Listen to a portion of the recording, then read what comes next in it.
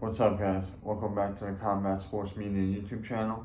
This is your boy Seth, and in this video, we're going to talk about, break down, and give out a prediction for the upcoming Anthony Joshua versus Jake Paul heavyweight clash. Now, this fight is much anticipated, and it's going to be unlike any other fight I have broken down before. Now, with that said, as crazy as it may sound, and it may be, Jake Paul is obviously not stupid, and he has been training seriously on a professional level, living a professional lifestyle for about 5 years, I'd say.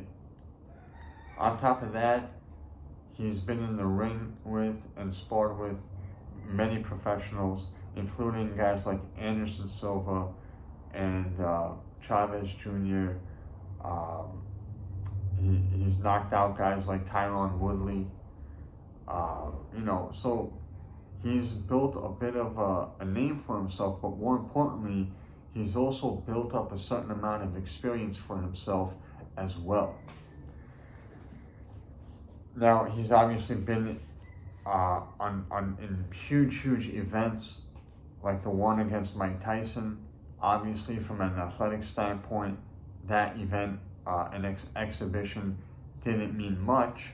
However, it was still good experience in regards to the spotlight and the magnitude of the event. So that will only help him going into this fight, because this will probably be the second biggest fight of his career, and that will be to his advantage. Now, style-wise, Jake Paul, regardless of what people want to say, has a hell of a right hand. That is a very strong right hand, and that's definitely his money punch. However, that's not the only thing he has going for him. He likes to work off the jab. He doesn't have the best jab in the world, but his intent and his IQ is in the right place. The first thing he tries to do in the beginning of every fight is establish a jab and the distance, and then he starts trying to mix his right hand in. So he's well schooled for the amount of time he's been boxing. Again, he's been in the ring with guys like Chavez Jr., Anderson Silva, which, by the way, I actually think is a fight he should have lost but got the edge on the scorecards. However, that was very good experience for him, and it was a good effort on behalf of both fighters. Moving on to Anthony Joshua, not much has to be said. He is a former heavyweight champion. He has wins over guys like Vladimir Klitschko. Who's that guy? Charles Martin is the fighter that he beat for the IBF title, which he looked sensational in doing so.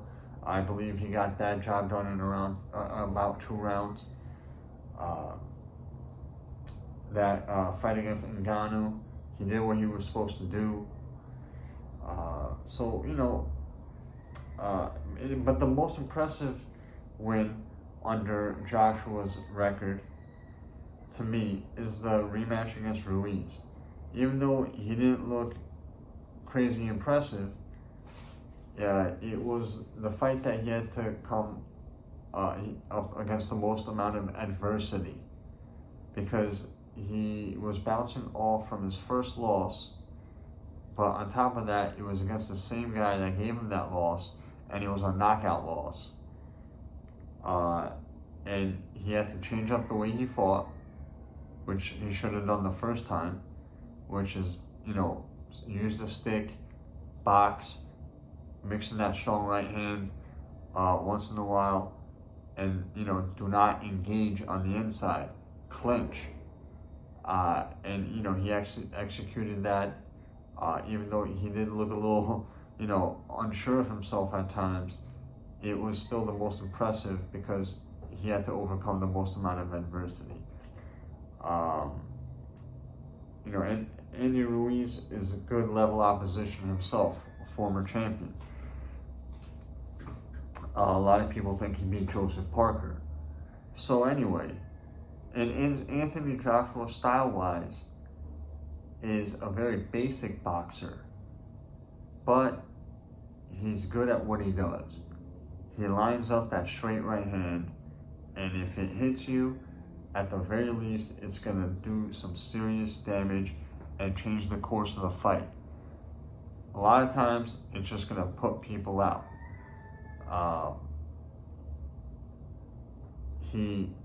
After the Ruiz rematch, or the first fight rather, he focuses on keeping that distance and lining up that right hand.